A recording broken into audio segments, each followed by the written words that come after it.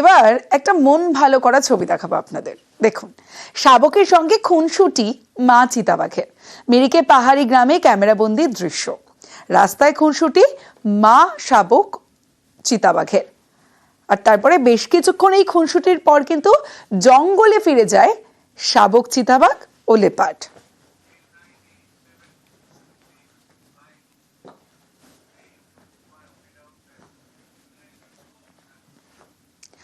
এবার সিকিমের ছবিটা দেখাই। বরফে ঢাকলো উত্তর সিকিম। বরফ মোড়া ভারত চীন সীমান্তে ছাঙ্গুলে যত দূর চোখ যায় বরফ আর বরফ। রাস্তা জুড়ে বরফের পুরো চাদর, উচ্ছ্বাস পর্যটকদের। কারণ এই সময় যখন দক্ষিণবঙ্গে তাপপ্রবাহ, তখন যারা ছাঙ্গুতে গেছেন তারা কিন্তু সেই যে মজাটা, বরফের মজা উপভোগ করছেন পর্যটকরা।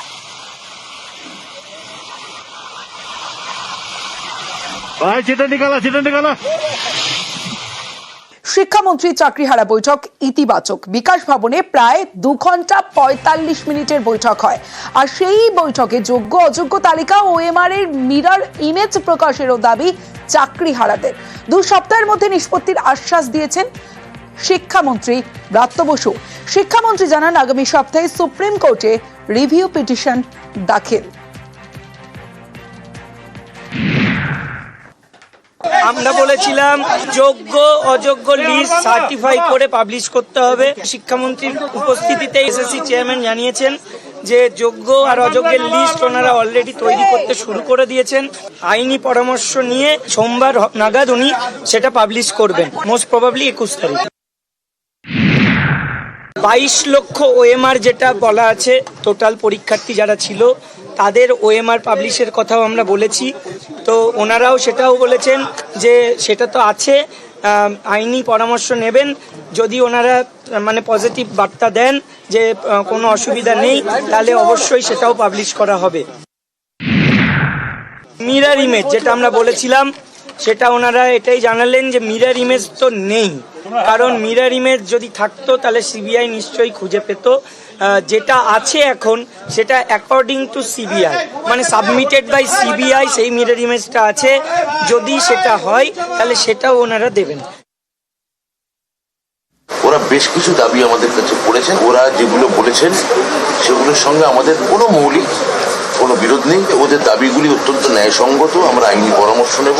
যোগ্য এবং অযোগ্য এর তালিকা এসএসসি যেন প্রকাশ করে। আমি গতকালও যেটা আপনাদের বলেছিলাম, এটা এসএসসি কাছে অবশ্যই এই তথ্য আছে, সিবিআই এর দেওয়া তথ্যের ভিত্তিতে। অর্থাৎ যোগ্য অযোগ্য তালিকা আমাদের আছে। এক, এসএসসি চেয়ারম্যান ওখানে আছে, এসএসসিরও কোনো অসুবিধা নেই। সিবিআই থেকে প্রাপ্ত তালিকা যোগ্য অযোগ্য যেটা তাদের হাতে আছে তারা তুলে দিতে পারেন, এবং সেখানে কোনো সমস্যা নেই যদি আইনি পরামর্শ আমরা ইতিবাচক পাই। এই মূল দুটি দাবি ওরা আমাদের কাছে করেছিলেন। আনুমানিকভাবে আইনি পরামর্শ চাওয়া হচ্ছে। আমার মনে হচ্ছে সপ্তাহ 1.5-2 মধ্যেই আমরা এর একটা নিষ্পত্তি করতে পারবো। আগামী সপ্তাহে সুপ্রিম কোর্টে রিভিউ পিটিশন দাখিল করবে এসএসসি।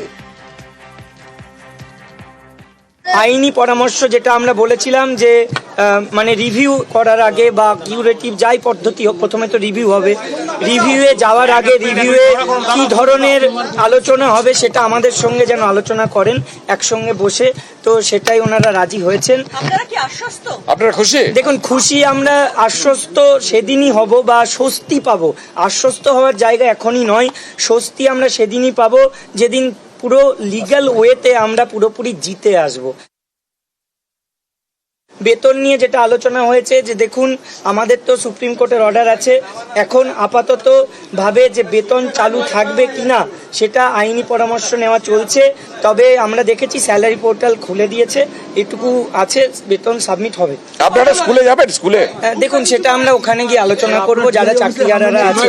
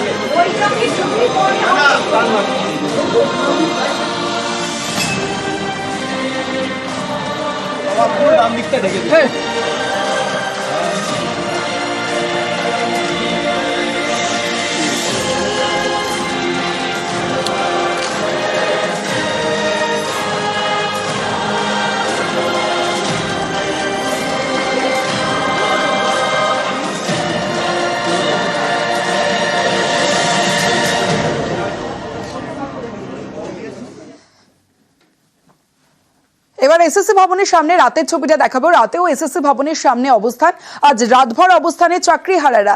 দুপুরে করুণাময়ী থেকে মিছিল করে এসএসসি ভবনে চাকরিহারারা পৌঁছন। আর তারপরে শিক্ষামন্ত্রীর সঙ্গে বৈঠক শেষেও অবস্থান, এবং তারা জানিয়ে দিয়েছেন রাতভর অবস্থান করবেন তারা। রাতেও এসএসসি ভবনের সামনে অবস্থান। আজ রাতভর অবস্থানে চাকরিহারারা। যেটা আপনাদেরকে বলছি, আপনারা বাইরে আসুন, ডিসিশন নিন, ডিসিশন আপনারা করুন।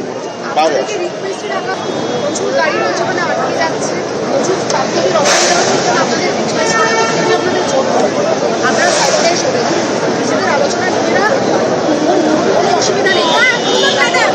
এটা আপনাদের বলা হলো, এবার আপনারা চিন্তা ভাবনা করে সেটা ভাবুন। 3 তারিখে রায় ঘোষণার পর থেকে এখানে যতগুলো লোক দেখছে, আমার আমাদের পরিবার আটকে গেছে, আমাদের খাবার আটকে গেছে। রাস্তাটা চলাচলের জন্য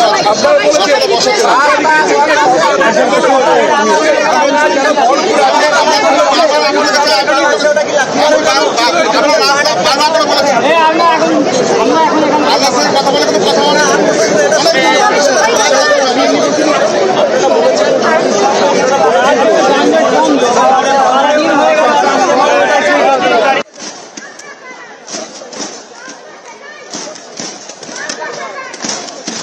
চাকরি তো আমার দোষে যায়নি, যে কারণে হোক চাকরিটা গেছে।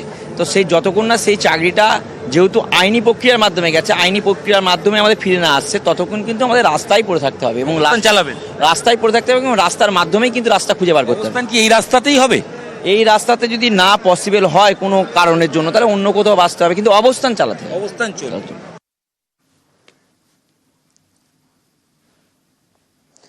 প্রতিবাদের সঙ্গে কর্তব্য পালন। প্রতিবাদের মধ্যে ক্লাসে শিক্ষিকারা। লাঠির প্রতিবাদে কাটোয়ার স্কুল। আর কাটোয়ার স্কুলের যারা শিক্ষিকারা তারা প্রতিবাদ করলেন। মঞ্চ বেঁধে স্কুলের গেটে প্রতিবাদ, আর প্রতিবাদের মধ্যে ক্লাস নিচ্ছেন শিক্ষিকারা।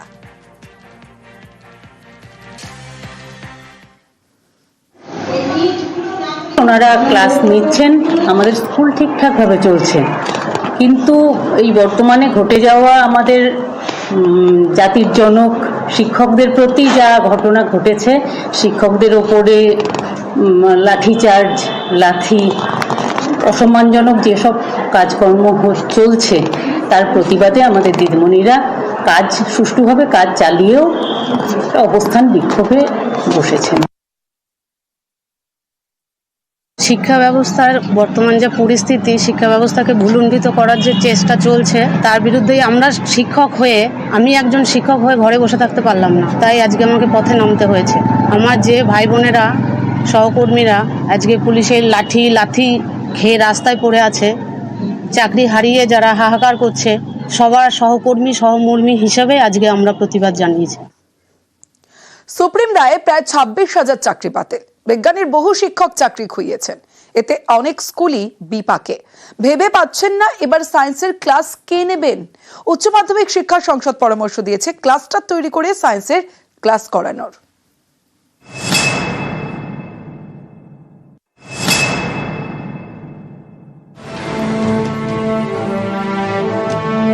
এসএসসি নিয়োগে সুপ্রিম কোর্টের রায়, প্রায় 26,000 চাকরি বাতিল এক ধাক্কায়। রাজ্য জুড়ে কয়েক হাজার স্কুলে শিক্ষক সংকট। উচ্চ মাধ্যমিকের বিজ্ঞান বিভাগের ক্লাস নিয়ে তৈরি হয়েছে বেজায় সমস্যা। বিজ্ঞানের বহু শিক্ষক চাকরি খুইয়েছেন। রাজ্যে 11-12 মোট পড়ুয়ার মধ্যে 14% বিজ্ঞান বিভাগের। উচ্চ মাধ্যমিকের বিজ্ঞান বিভাগের ক্লাস নিয়ে সমস্যা মেটাতে স্কুলগুলিকে 3 পরামর্শ দিয়েছে উচ্চ মাধ্যমিক শিক্ষা সংসদ। অবসরপ্রাপ্ত শিক্ষকদের দিয়ে ক্লাস করানোর পরামর্শ দেওয়া হয়েছে প্রধান শিক্ষকদের। প্রয়োজনে ভলান্টিয়ার শিক্ষকদের দিয়েও ক্লাস করানো যেতে পারে। এছাড়া ক্লাস্টার তৈরি করে বিজ্ঞান বিভাগের পড়ুয়াদের ক্লাস করানোর পরামর্শ দিয়েছে সংসদ। 3 থেকে 4টি স্কুল মিলিয়ে ক্লাস্টার তৈরি করতে হবে। এই সব স্কুলের বিজ্ঞান বিভাগের পড়ুয়াদের একসঙ্গে পড়ানো হবে। ক্লাস নেবেন ক্লাস্টারে থাকা স্কুলের শিক্ষকরা। কোনোভাবে যেন বিজ্ঞান বিভাগের লেখাপড়া বন্ধ না হয়, এ বিষয়ে উচ্চ মাধ্যমিক শিক্ষা সংসদের সভাপতি চিরঞ্জীব ভট্টাচার্য জানান, রাজ্যের শিক্ষানীতিতে ক্লাস্টার করে ক্লাস নেওয়ার কথা বলা রয়েছে। বিজ্ঞান বিভাগের ক্লাস নেওয়ার জন্য স্কুলগুলিকে সেটাই বলা হয়েছে। শীর্ষ আদালতের রায়ে শিক্ষকদের চাকরি গেছে, শিক্ষাকর্মীরাও চাকরি হারিয়েছেন। অনেক স্কুলে ঘন্টা বাজানোর লোক নেই। এমনই অবস্থা আসানসোলের দোমোহিনী কেলেজোড়া হাই স্কুলের। এখানকার 4 শিক্ষক এবং 1 শিক্ষাকর্মীর চাকরি গেছে। প্রধান শিক্ষককেই এখন স্কুলের ঘন্টা বাজাতে হচ্ছে। গ্রুপ ডি চলে গেছে আমার 2016 কেসে। গ্রুপ ডির কাজ, সমস্ত কাজ আমাকে করতে হচ্ছে। ঘন্টা মারা, ক্লাসে এখন পরীক্ষা চলছে, ক্লাসে রুমে কাগজ খাতাপত্র পৌঁছানো। ফল কেউ ভোগ করবে না, ফল আমরাই ভোগ করছি। শিক্ষক সংকটের ঝাড়গ্রামের স্কুল। এখানকার সাঁকরাইলের বহড়াদাড়ি জুনিয়র হাই স্কুলের একমাত্র শিক্ষকের চাকরি গেছে। বাধ্য হয়ে ক্লাস নিচ্ছেন বিডিও। স্কুলটা এখন আবার চালু হয়ে গেছে। যে উদ্দেশ্যে আমি এসেছিলাম সেটা সফল হয়েছে। বাচ্চাগুলো স্কুলের অভিমুখে এসছে, তারা পড়াশোনা করছে, ছাত্রছাত্রীরা এসছে, তাদের মিড ডে মিলটা চালু আছে, যেটা আমার মূল উদ্দেশ্য ছিল, সেটা সফল হয়েছে। এখন যদি ক্রাইসিস সিচুয়েশন থাকে, নতুন মাস্টারমশাই এসছেন, উনি নিশ্চয়ই ওনাদের সঙ্গে পড়াশোনা করাবেন। নিউজ 18 বাংলা। কসবা বিক্ষোভে শিক্ষকদের আচরণে প্রশ্ন কলকাতা পুলিশ কমিশনারের। আত্মরক্ষা ও সরকারি সম্পত্তি বাঁচাতেই বল প্রয়োগ বলে দাবি Manoj ভার্মার। It was a teachers program. Nobody expects টিচাররা পুলিশকে মারবে, এটা কারো এক্সপেকটেশন ছিল না। তবু মারা হয়েছে। যে অফিসারের এগেইনস্ট অ্যালিগেশন বলা হচ্ছে, ওর ইনজারি গ্রয়েন এরিয়াতে আছে, চেস্টে আছে, ওর কানের উপর চড় মারা হয়েছে। ইয়ার ড্রাম যদি ওর ইনজারি হতো তাহলে কে দায়ী থাকতো? পুলিশের এগেইনস্ট অনেক কিছু বলা হচ্ছে, মানে বিভিন্ন রকম অ্যাডজেক্টিভ দিয়ে মানে বলা হচ্ছে। গুন্ডা আছে, ডেমন আছে, demonized, brutalized, but so far not even a single word has been said against the persons who have caused injury to the police persons. And because I am heading the police, this is not acceptable ki police ke keu injury korbe tarpore police kono action nebe na। কসবায় বহিরাগতদের তাণ্ডব, চাঞ্চল্যকর দাবি police commissioner Manoj ভার্মার। টিচারের সঙ্গে বাইরের লোক এসছে, এটা তো আমরা ওখানে যখন পৌঁছেছে কিছু লোক, তখন আমরা কনফার্ম হয়েছি দ্যাট বাইরের লোকও আছে। And during investigation we are sure outsiders were present. আমরা তদন্তে আমরা আইডেন্টিফাই করেছি, but because the case is under investigation we are not revealing the identity. His action is concern, যেটা আপনারা বারবার ইস্যু করছেন, আমি আগেও বলেছি, আমি আজকেও বলছি, that action is not desirable. And তার জন্য ভবিষ্যতে এটা না হয়, তার জন্য বিভিন্ন রকম স্টেপস আমরা নিতে বলেছি। ইট ইজ নট অনলি দ্যাট এই ইনসিডেন্টের পরে এটা বলা হচ্ছে, অনেক আমাদের কারেক্টিভ স্টেপস নেওয়া হয়েছে, অনেক ট্রেনিং দেওয়া হয়েছে পুলিশ পার্সনসকে। So it is not that this is related to only this incident. বিভিন্ন জায়গায় আমরা বিভিন্ন রকম স্টেপস নিই, কারেক্টিভ স্টেপস, মানে পুলিশের ভুল হতেই পারে নিশ্চয়ই, কিন্তু ভুল আবার রিপিট যাতে না হয় তার জন্য উই কিপ অন ডিসকাসিং।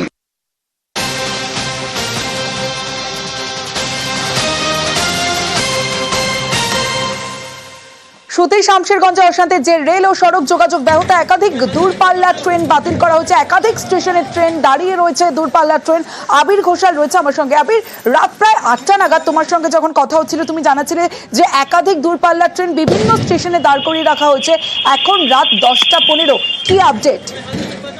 এখনো পর্যন্ত ট্রেন চলাচলের সে অর্থে কোনো বদল ঘটেনি। এর মধ্যে হাওড়া মালদা টাউনকে ঘুরিয়ে দেওয়া হচ্ছে, কলকাতা শিলচর স্পেশালকে ঘোরানো হচ্ছে, শিয়ালদা নিউ-আলিপুরদুয়ার তিস্তা দোসাকে ঘোরানো হচ্ছে, কামাখ্যা পুরী এক্সপ্রেসকে ডাইভার্ট করা হচ্ছে এবং বালুরঘাট নবদ্বীপকেও ঘুরিয়ে দেওয়া হচ্ছে। এবং দুটি ট্রেন এখনো পর্যন্ত বাতিল করা হয়েছে, কিছু ট্রেনকে তার নির্ধারিত স্টেশনের আগে আটকে দেওয়া হয়েছে। তবে জাতীয় সড়ক আস্তে আস্তে যে ব্লকের ছিল সেটাকে সরানো গেছে বলে পুলিশের তরফ থেকে জানানো হচ্ছে।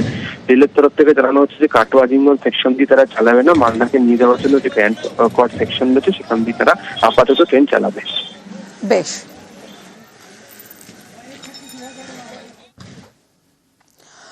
উপভোক্তার ব্যাংক অ্যাকাউন্ট থেকে বাংলার বাড়ি প্রকল্পের টাকা গায়েব, চাঞ্চল্যকর অভিযোগ উত্তর 24 পরগনার দেগঙ্গায়।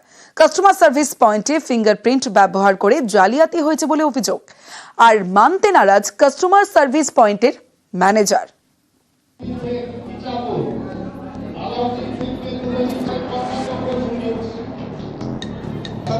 বাংলার বাড়ি, সরকারি খরচে গরিবদের পাকা বাড়ি, রাজ্য সরকারের প্রকল্প। গত বছরের ডিসেম্বরে প্রথম কিস্তির টাকা দেওয়া হয় উপভোক্তাদের ব্যাংক অ্যাকাউন্টে। সেই টাকাই ব্যাংক অ্যাকাউন্ট থেকে হাওয়া। চাঞ্চল্যকর অভিযোগ উত্তর 24 পরগনার দেগঙ্গায়। উপভোক্তাদের দাবি, ব্যাংক অ্যাকাউন্টে টাকা ঢুকলেও সেটা তারা পাননি। তার আগেই ব্যাংকের কাস্টমার সার্ভিস পয়েন্ট বা সিএসপির ম্যানেজার টাকা তুলে নিয়েছেন। ফিঙ্গারপ্রিন্টের মাধ্যমে জালিয়াতি হয়েছে বলে অভিযোগ। জানে যে ওর টাকা ঢুকেছে, শ্বশুরবাড়িতে চাপ দিচ্ছে যে তুমি টাকা দেখো, টাকা দেখো। 60,000 টাকা ঘরের টাকা। ও ব্যাংকে যাচ্ছে, টিপ দিয়ে চাপ টাকা দেখাচ্ছে, বলছে যা চল যা। বলো এবারে মাঝে মাঝে যায়, বলে কি তুই ওখানে আগে মেম্বারের সঙ্গে কথা বল, মেম্বারের সঙ্গে কথা বলে তারপর তুই টাকাটা আমার কাছে নিয়ে যাবি। শুধু এনার হয়েছে না আরো অনেকের হয়েছে? না, এখানে ওরই হয়েছে। এবারে ও তো এখানে আমাদের আর কারো হয়েছে আমরা তো জানি না, ও এবার আমাকে জানিয়েছে বলে তাই এটা প্রচার হয়েছে। আমি গরিব মানুষ, আমার ঘর নেই, তারপর আমার সরকার তো 7,000 টাকা দিয়েছিল, এবার ঘরের জন্য টাকা দিয়েছিল। এবার আমি টাকা তুলতে গিয়ে দেখি টাকা নেই। বইটা আপনি করে দেখি 3বারে 6,000 টাকা আউট। হ্যাঁ, আউট হয়ে গেছে। আপনি 1 টাকাও নেন না? একদম 1 টাকাই নেইনি আমি। আপনি অভিযোগ করেছেন? অভিযোগ করেছেন? হ্যাঁ। শুধু বাংলার বাড়ির উপভোক্তা নয়, ব্যাংক অ্যাকাউন্ট থেকে দেগঙ্গার 84 অনেকেরই টাকা গায়েব হয়েছে বলে অভিযোগ। সব ক্ষেত্রেই অভিযোগের আঙুল সিএসপির ম্যানেজারের দিকে। আমার বইতে 1,20,554 টাকা ছিল। আমি 500 টাকা তুলেছি সন্ধ্যাবেলা। 500 টাকা তোলার পর আমার বই আটকে দিয়েছে। দেওয়ার পর আমার বই দিচ্ছিল না, অনেক জোর জবরদস্তি করে বইটা দিয়েছে। দিয়ে তারপরে হাতে পায়ে ধরছে, আমাকে আর কি জানতে দেবে না গো। তারপরে স্বীকার হয়েছে যে আমি 42,000 টাকা তুলেছি। ওই যে আমার আজ থেকে 2 বছর আগে টাকা মানে আমি অ্যাকাউন্টে জমা দিতে যাই, আমার এবার টাকা জমা দিতে আমার একটা 22,000 টাকা রিসিভ দিয়ে দেয়। টোটাল টাকা আমার মানে 46,000 কত টাকাটা রিসিভ দেয়। দেওয়ার পরে এবার আমার অন্য অ্যাকাউন্টে 22,000 আগে 20,000 টাকা, আর আগে 24,000 টাকা ছিল আমার অ্যাকাউন্টে। এবার সেই 24,000 টাকাই আছে, আমি 22,000 টাকা জমা দিই, সে টাকাটা আর আমার উঠিনি। কে করেছিল এরকম? ওই মানে ওই আবেদ আলী, ওই সিএসপি আছে। হ্যাঁ, সিএসপি অফিসার। গ্রাহকদের সুবিধার জন্য বিভিন্ন জায়গায় কাস্টমার সার্ভিস পয়েন্ট বা সিএসপি চালু করে ব্যাংক। সেখানেই জালিয়াতি হয়েছে বলে অভিযোগ। অভিযোগের আঙুল ম্যানেজারের দিকে। তাকে এ নিয়ে প্রশ্ন করা হয়। প্রথমে তিনি এড়িয়ে যাওয়ার চেষ্টা করেন, পরে দাবি করেন সব অভিযোগ মিথ্যা। আমার রেজিস্টার খাতা আছে, আমি সেটি যাকে টাকা দেওয়া হয় তাকে উইথড্র ডিপোজিট স্লিপও দেওয়া হয়, সেটা দিয়ে আমি এখান থেকে পেমেন্টটা করে দেওয়া হয়। কিন্তু আবাসের টাকা যে মহিলা বলছে, সেই মহিলার হয়ে আমি কনফার্ম আছে, আমার খাতায় রেজিস্টার খাতায় আছে, সেটা আমি পুরোতে দেখাতে পারবো। আপনার তো ক্যাশ জমা দিয়েছেন ব্যাংকে জমা দেওয়ার জন্য, সেখানে বলছে 2 বছর পরে তিনি যখন দেখছেন যে সেই টাকা জমা হয় না। এটা একদম সম্পূর্ণ মিথ্যা বললাম। দেগঙ্গা থেকে জিয়াউল আলম, নিউজ 18 বাংলা।